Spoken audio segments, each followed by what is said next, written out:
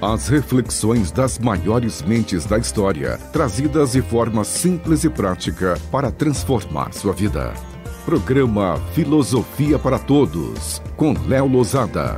Aqui, ninguém fala grego. Filosofia para Todos, com Léo Lousada. Olá, olá, olá! Seja muito bem-vindo, muito bem-vinda a mais um Filosofia para Todos. Programa que vai ao ar todas as sextas-feiras às 18h30 aqui na Rádio Vibe Mundial, mas também no YouTube do canal Conhecimentos da Humanidade. Dessa vez, gente, eu vou confessar uma coisa aqui para vocês. Esse programa que vocês estão ouvindo na rádio ou assistindo aí no Conhecimentos da Humanidade, esse programa hoje está sendo gravado. Por quê? Tem um motivo para isso. Temos um motivo para isso e o motivo é que eu estou na Índia nesse momento que vocês estão ouvindo ao vivo o programa aí, ou assistindo no canal, ou até assistindo depois no canal, talvez eu já tenha voltado da Índia. Eu estou na Índia, a gente faz algumas viagens pelo canal, acho que você já deve saber se acompanha o canal. A gente sempre vai para o Egito, todo ano tem a viagem do Egito, mas a gente agora está fazendo viagens diferentes também para outros países. A Índia não é uma viagem tão diferente assim, porque eu já fui para lá em 2009, nós levamos um grupo, 2019, perdão, levamos um grupo para lá, mas agora estamos levando outro grupo e ano que vem, em 2025, então se você está vendo em 2025, é nesse ano também, a gente tem 3 viagens marcadas. A gente tem o Egito em maio, a gente tem Escandinávia em julho e a gente tem lá em setembro uma viagem incrível pelo Peru, um roteiro exclusivo do CDH para conhecer as pirâmides do Peru. Você está indo que você vai lá para conhecer só Machu Picchu? Não, você vai conhecer as pirâmides do Peru, as huacas, as famosas huacas, como a Huaca da Lua, a Huaca del Sol, enfim, vai conhecer esses lugares com a gente.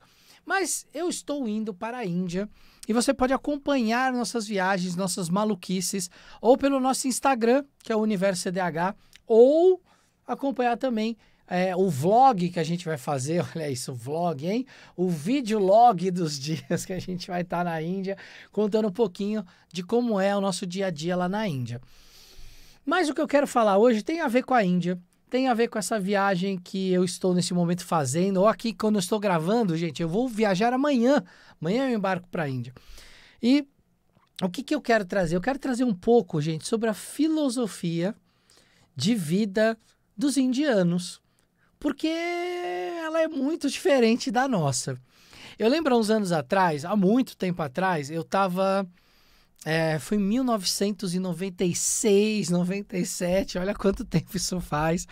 Eu estava começando na faculdade, começando a faculdade de Publicidade e Marketing, era apaixonado por aquela coisa de Publicidade e Marketing. E nessa época, uma amiga da minha mãe começou a agenciar uma banda. Na época era uma banda de pagode, olha a história, segura essa história. Era uma banda de pagode e a minha mãe me chamou um dia que eu estava indo para Santos. Minha mãe, né, mora lá, né, essa amiga também morava lá. Me chamou e falou, eu tô indo lá no show, a minha amiga tá gerenciando uma banda, não sei o quê. Eu fui, falei, vamos no show então. Eu fui lá e essa amiga dela eu já conhecia desde que eu era criança. E aí eu comecei a conversar de umas ideias de marketing com ela e ela achou o máximo aquilo. Falou, não, eu quero que você trabalhe junto comigo, vamos gerenciar a banda. Essa amiga da minha mãe conhecia muita gente em Santos, muita gente de rádio, televisão. Então começou ali aquele trabalho. Só que no meio do caminho do trabalho, essa minha amiga, ela virou e falou assim, eu tô indo morar na Índia. Eu falei, como assim? Ela falou, eu vou para lá, vou morar uns meses lá para ver como é que é. E talvez eu fique lá. Eu falei, mas da onde você tirou isso? Ela, não, eu fui pra Índia, eu fiz uma viagem de uns dias, eu me apaixonei pelo país, eu vou mudar pra lá. E aí ela foi. E nessa que ela foi, eu continuei tocando o negócio aqui das bandas, enquanto ela tava lá. E a gente se falava, né, sempre por causa disso. E eu lembro que ela me contou que quando ela chegou, ela foi para um hotel. E até ela encontrar uma casa, um lugar para ficar, ela foi para um hotel. E aí, no primeiro dia que ela estava no hotel, a privada do banheiro explodiu. Tipo, de sair assim do chão e começar a jorrar água. E ela, desesperada, ligou na recepção do hotel e atendeu uma pessoa lá. E ela, olha, aconteceu isso, explodiu a privada, tá jorrando água aqui, vai inundar tudo. E a pessoa, tá bom, já tá indo alguém aí para te ajudar. E demorou uns 15 minutos para aparecer alguém. O que aqui no Brasil seria caso de chamar bombeiro. Lá foi 15 minutos. E aí, o quarto já alagando, né? Aquilo tudo acontecendo. E a pessoa chegou, olhou, falou, entendi, tá vazando a privada dela. E ela desesperada, não, mas você precisa fazer alguma coisa logo, fecha o registro. Eu já avisei faz 15 minutos a recepção e eu falei que era isso. Ele, não, calma. Ela, não, como assim? Calma, vai inundar tudo. Ele, calma, eu tô aqui, não tô? Nós vamos resolver. E ela já percebeu ali naquele primeiro dia, morando, que ela estava num outro lugar, com uma outra filosofia de vida, com uma outra energia, com uma outra pegada, que não era aquela de resolver a coisa em 2 segundos. O cara foi lá, pegou uma chave, foi descobrir onde era o registro, aí fechou o registro, aí foi lá arrumar, trocaram ela de quarto. Nisso, a água já estava saindo no corredor do hotel. E eles na maior calma. Quando eu estive lá em 2019, eu pude ver isso acontecendo ali na prática. Então existe, assim, uma calma para resolver as coisas que é muito diferente da nossa aqui ocidental. Quando a gente fala que tá calmo para eles, a gente tá nervoso. Eles são muito calmos, eles têm uma visão de vida muito diferente da nossa. E eu quis pegar esse exemplo para começar a descrever como é a filosofia indiana. Eles são calmos, têm essa calma por natureza. Claro que não tem sangue de barata. Não quer dizer que se não forem provocados, eles também não vão reagir e tudo. Mas, em geral, eles são muito curiosos sobre a nossa cultura. Eu lembro quando eu estive numa loja e o dono da loja veio falar comigo. Era uma franquia de uma loja de jeans da Levi's, que a gente fala Levi's aqui, enfim, da Levi's, né, como é dito. E esse cara, o dono da loja, estava lá nesse dia, lá fazendo fechamento, e ele ficou conversando comigo. E ele muito curioso para saber como era o Brasil. E não sabia mal, e assim, um cara estudado, um empresário, já tinha viajado para a Europa algumas vezes, ele tinha ali uma condição de vida para a Índia muito, muito boa. E ele não sabia onde era o Brasil no mapa. Mas assim, ele queria saber. E quando eu mostrei, ele falou, é aqui, nossa, é grande, o Brasil é grande que nem a Índia. Eu falei, não, o Brasil é maior do que a Índia em termos de território, né? Mas a gente é menor em termos de população. Vocês conseguiram caber mais gente em menor espaço do que a gente. E aí ele super curioso para saber, perguntando, e um cara, você via que tinha uma noção política bacana, né, sobre o Ocidente e Oriente, mas assim, uma visão que também foi outra coisa que me mudou nessa conversa, que foi assim. Ele falou assim, eu não votei nesse primeiro-ministro que está lá. Mas eu torço muito para ele dar certo. Eu não concordo com a ideologia política dele, mas eu torço muito para dar certo. E o meu país é um país que tem muita gente sofrendo. Se eu precisasse pagar mais imposto para que menos pessoas sofressem, eu pagaria mais imposto. Eu fiquei ouvindo isso do cara, eu falei, meu Deus, como assim? No Brasil a gente xinga de pagar mais imposto. Quando paga mais imposto por causa de algum programa social, a gente xinga também. Porque esse dinheiro está sendo mal gasto, que as pessoas estão se aproveitando, né? E estou falando do povo brasileiro como um todo. E aí ver essa visão diferente de uma pessoa olhando para um primeiro-ministro que ele não votou, que ele não concordava com a ideologia, mas que ele torcia, porque ele torcia pelo país, eu fiquei pensando quando foi que a gente perdeu isso. Quando foi que a gente foi dividido em uma ideia ilusória de esquerda e de direita, que vou contar para vocês que no papel isso não existe. Cada um olhando para si, e se você perguntar para os políticos, a maioria dos políticos, o que é uma ideologia de esquerda e de direita, eles não sabem explicar, filosoficamente falando. Então, quando foi que a gente perdeu isso, né, de torcer pelo nosso país? Ou quando a gente só torce quando é o nosso político de estimação que está lá, quando é o outro a gente torce para dar errado e fica apontando os erros o tempo todo, né? Isso foi outra coisa também que me mudou, assim, com relação a perceber como o indiano ele é diferente. Uma outra coisa que talvez essa seja mais gritante, que a gente vai perceber, é a espiritualidade indiana. Eu sei que aqui no Ocidente a gente fala muito da espiritualidade indiana, do yoga, do tantra, do um monte de coisa, do pranayama, respiração, um monte de coisa, meditação, um monte de coisa que a gente trouxe de lá. Mas como é que é isso na prática lá? Todo indiano passa o dia meditando? Não, não é, não passa. A maioria, inclusive, não tem nem tempo, tá trabalhando ali o dia inteiro. Mas eles têm uma visão de mundo muito diferente da nossa. Isso não quer dizer que é melhor ou pior, só é diferente. Eu acho que nós ocidentais, a gente tem que misturar nossa espiritualidade no meio do caos que a gente vive de trabalho, de produzir, e a gente acaba tendo que, sim, os nossos méritos de tentar se espiritualizar no meio do mar de correria que a gente vive. O indiano, em geral, ele tem uma vida um pouco mais calma, no sentido de que ele não se coloca nesse estresse da correria, mas ele tem uma visão de mundo, e também isso em geral, tá, gente? Porque, lógico que tem as exceções, não é todo indiano que é assim, mas é o que eu percebi na cultura das ruas, de estar em bairros mais simples, e de você conversar com as pessoas ali em feira de rua. Eles têm uma visão de que a vida, ela é algo realmente passageiro. A gente não tem essa visão tão clara. A gente está tentando o tempo todo produzir, ganhar dinheiro, comprar coisas, comprar uma casa, comprar um carro, comprar uma viagem. A gente está o tempo todo pensando nessas coisas. E para o indiano, eles também pensam em ter um celular legal, em ter um carro. Eles se ligam muito nisso, né? Eles perguntam que carro que a gente dirige, mas é diferente. Não tem um interesse na posse física. O interesse é saber, é mais ou menos saber como é ter aquilo que eles veem na televisão. O ter para eles, para algumas classes sociais, é importante para demonstrar o status. Mas o ter para eles é muito mais uma coisa meio que passageira. Eles têm uma noção de que aquilo vai ficar para trás, que é tão intrínseco da cultura deles, que a gente não tem isso intrínseco. A gente pode até falar, caixão não tem gaveta, da vida nada se leva, mas a gente fala isso e corre o tempo todo para ter. Eles querem ter coisas, mas se não tiver, não é o fim do mundo. Não é algo que diminui a alegria deles.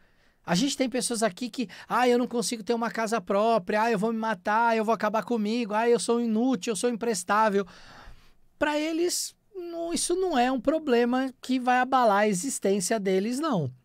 Eles vão se virar, vão viver 20 numa casa, vão viver a família inteira, o pai vai casar a filha e vai colocar o genro para morar lá dentro, vai construir um andar a mais na casa para morar o genro e a filha. Eles vão dar um jeito.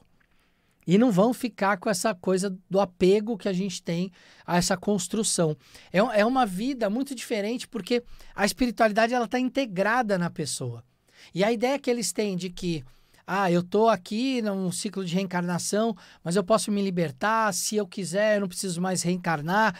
Essa ideia, ela está tão intrínseca dentro de cada um deles, que a posse, o ter as coisas, não é o que rege a vida deles, não. Como eu disse, eles querem ter coisas assim, eles querem ter um celular legal, eles querem ter um carro legal, eles querem essas coisas.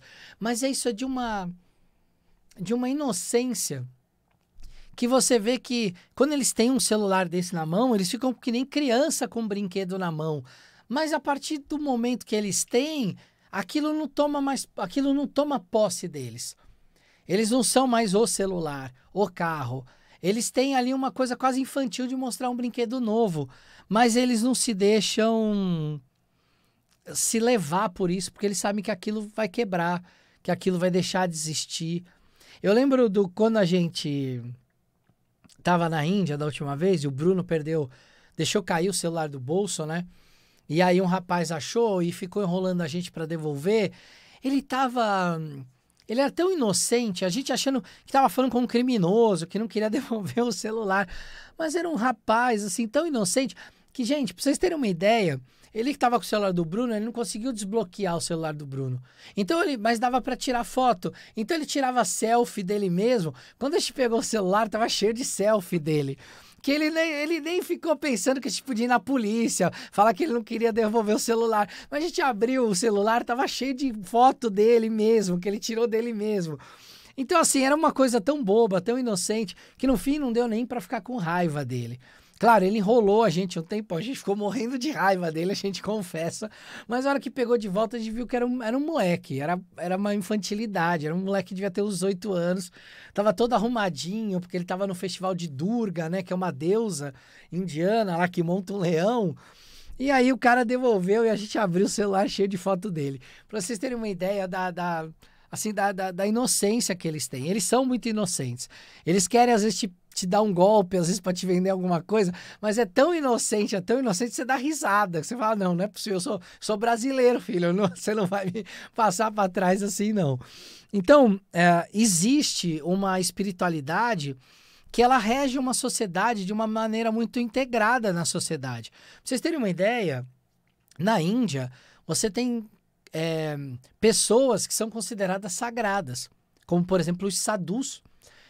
Alguns deles ficam nus na beira do rio Ganges meditando e as pessoas dão dinheiro para eles comerem. Mas esse dinheiro não é uma esmola. Não é que nem aqui a gente tem essa ideia de, tem lá uma pessoa passando necessidade da rua, vou dar um dinheiro para ela. Não, não. Lá a sociedade indiana, ela é criada e mantida de uma forma que essas pessoas elas existem porque as pessoas entendem que elas são sagradas. Elas dão dinheiro para que as pessoas são sagradas, para que elas possam comer ou ter o mínimo do que elas querem. Você pega uma religião que tem lá na Índia, que é muito popular na Índia, é uma das maiores do mundo, inclusive por causa disso, que é o Sikhismo. E os Sikhs, eles têm os templos dele, que são Gurudwaras, que lá você tem uma cozinha comunitária, que você pode ir lá cozinhar e são servidas refeições o dia inteiro para quem quiser ir comer. Você não vê gente passando fome na Índia, porque tem muita comida e as pessoas entregam a comida. As pessoas fazem nos templos, a religião também devolve para o povo que ela recebe. Então, quando a gente pega essa rede de pessoas que conseguem ser sagradas, que mantém a religião funcionando, mantém porque a própria população entende que aquilo precisa ser mantido daquele jeito. Os Sikhs, por exemplo, são uma religião onde muitos praticantes são muito ricos. São uma classe social elevada dentro da Índia. Muitos são empresários, muito bem-sucedidos, outros são militares, outros são seguranças de grandes políticos ou grandes empresários, porque eles são conhecidos ali por ser uma religião que tem ali um treinamento militar, né? Eles têm a faca que anda com eles, que dá uma ideia de que eles podem se defender, eles foram muito tempo atacados também. Então, uma galera que é muito bem sucedida. E aí eles mantêm os templos mesmo com as cozinhas comunitárias. É uma comida simples, mas é uma comida muito bem feitinha. Onde você vai ter café da manhã, almoço, um lanche à tarde, janta e ainda uma comida de madrugada para quem quiser ir lá. Você pode se voluntariar para ficar lá na cozinha. E quando você chegar lá, você vê um monte de voluntário lá. A gente mesmo, quando visitou uma dessas Gurudwara lá em Nova Delhi, a gente foi para a cozinha, a gente fez lá pão para ajudar a ter pão para poder comer. E é aberto para quem quer ajudar e as pessoas realmente ajudam. Então, imagina aqui uma sociedade como a nossa, que a gente tivesse uma cultura de ter homens santos na rua, e aí todo mundo dá dinheiro porque sabe que aquilo é importante. A nossa sociedade é um pouco diferente com relação a isso. Tem gente que nunca daria dinheiro para uma pessoa dessa, e na Índia, basicamente, todo mundo que é hinduísta, por exemplo, né, que é um termo, enfim, ocidental de redução da religião indiana, né, mas o hinduísta, ele entende que aquilo ali é necessário. Assim como os muçulmanos, que são a segunda maior religião lá, eles também estão sempre mantendo as mesquitas, os cristãos que lá estão, os sikhs, os Bahá'í, os budistas, o budismo que é 0,4% da população, até eles têm lá lugares onde eles mantêm também. Então, você tem uma ideia de que a espiritualidade ela é a base da religião. perdão, não só a base da religião, mas a base da sociedade. Eu lembro que nesse episódio que o Bruno perdeu o celular, o rapaz ficou enrolando a gente. Ele marcava um lugar, a gente chegava lá, ele não tava. Aí ele marcava outro, ele não tava. Marcava outro, ele não tava. E a gente sempre voltava para um hospital que era ali perto de onde ele tava. Que ele falava, não, mas agora eu tô no hospital. Até que chegou um taxista que viu o que estava acontecendo, o taxista na porta do hospital, que viu o que estava acontecendo, falou, daqui o celular. E ele começou a falar em hindi, a gente não entendeu nada do que estava sendo falado. E aí, nesse meio do caminho aí, a gente entendia algumas palavras, como embaixada. Então o cara devia estar falando, eles vão na embaixada, vão falar que você pegou o celular. Só que as palavras, no final, que eu acho que foi a hora que ele convenceu o garoto a devolver pra gente, eram palavras como Durga, Shiva, e aí são os deuses, né? Então ele estava usando os deuses para falar pro menino que se ele não devolvesse o celular, provavelmente os deuses iam punir ele de algum jeito, ou que os deuses estavam vendo o que ele estava fazendo. E foi só o taxista falar com o moleque que ele marcou um lugar, a gente foi e ele estava com o celular no lugar. Então, ameaçar com a polícia na Índia não vai resolver de nada. Agora, quando você fala em nome dos deuses, quando você fala em nome da espiritualidade, aí eles ouvem. Aí é algo que realmente fala com eles. Eu tava conversando com um indiano quando eu tava lá, em outro lugar, e eu tava numa cidade chamada Khajuraho, que é uma cidade muito interessante, que tem uns templos com motivos sexuais do lado de fora. E nessa cidade, eu tava num lugar lá que eu tava conversando com um cara, e ele virou pra mim e falou assim, aqui raramente tem assalto, ou tem crime de roubar coisas, porque a gente sabe que os deuses estão olhando. E não é só a polícia, são os deuses que estão olhando. E eles veem tudo. Eu fiquei com isso na cabeça. Eu falei, mas é um país que tem, para o nosso ponto de vista, é um país que tem muita pobreza. Será que é assim mesmo? E aí eu lembro que a gente, em Khajuraho mesmo, conseguiu ter uma aula lá de astrologia védica com um guru. E ele convidou a gente para ir no templo, onde ia ter uma punja, que é tipo uma missa, vamos dizer assim, para Shiva. E a gente foi. E só tinha gente de fora. O resto era tipo a igreja da comunidade ali que a gente tava. Só tinha gente de fora.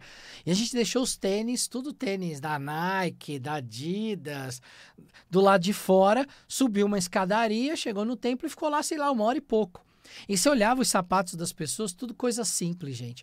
Tinha chinelo amarrado com um elástico, com barbante. E tinha, claro, tinha pessoas ali com calçado melhor, mas tinha umas coisas muito simples. A gente ficou 1 hora e pouco lá dentro, ficou conversando lá dentro quando acabou ali o serviço religioso. E quando a gente saiu, tinha quase todo mundo indo embora, mas ninguém tinha mexido nos nossos tênis. Você imagina, num lugar onde o cara tem um tênis da Nike, para quem veste um negócio que era feito de barbante, o que traria de status para esse cara, de mostrar o que ele é, quem ele seria? Mas olha a noção que esses caras têm. Isso aconteceu, gente, na Índia inteira. Eu estou dando um exemplo aqui porque era um lugar muito simples. Mas isso aconteceu na Índia inteira. Lugares, inclusive, enormes. Que a gente entrou, que tinha que deixar o sapato lá de fora. Quando a gente chegava, estava tudo lá sem ninguém encostar. Porque existe um respeito pela sacralidade das coisas. Existe um respeito pela sacralidade indiana. Pelos deuses, pelo que é sacro para eles. E eles não encostavam em nada ali. Nada. Ao mesmo tempo, um povo muito brincalhão e um povo muito... Se você não gosta de pessoas invadindo o seu espaço íntimo pessoal, não vá para a Índia. Porque várias vezes a gente estava em fila e a galera... Literalmente a gente em fila indiana e a galera tipo, colada em você atrás. E se você olha para trás e achar ruim, eles não entendem por quê. Eles colam em você, mesmo que tenha espaço. É tanta gente em todos os lugares que eles colam em você. Então você vai entrar numa fila, vai ter alguém cafungando na sua nuca e você não pode ficar bravo com isso, porque é da cultura deles. E um outro fato que mostra a alegria deles, a gente estava numa cidade que chama Varanasi, que é a cidade famosa onde a gente vê os crematórios no Rio Ganges, aquela cidade que tem a alcunha de ser o lugar onde você morre. Se você morre lá, você se liberta dos ciclos, né, de castigo, enfim. A gente estava lá numa rua muito estreita, As mulheres do grupo entraram numa loja para fazer uma compra e a gente estava em frente e tinha um toldo onde a gente estava e começou a cair uma água pelo toldo. E os caras começaram tudo a dar risada. Falar Monkey Rain, chuva de macaco. O que é chuva de macaco? Era um macaco que estava em cima do toldo, mijando no toldo e caindo ali em volta da gente.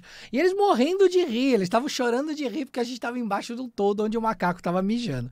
Então vê que eles são super alegres, super receptivos. A Índia é um país incrível, com uma cultura que eu nunca vi igual, de tão diversa que é.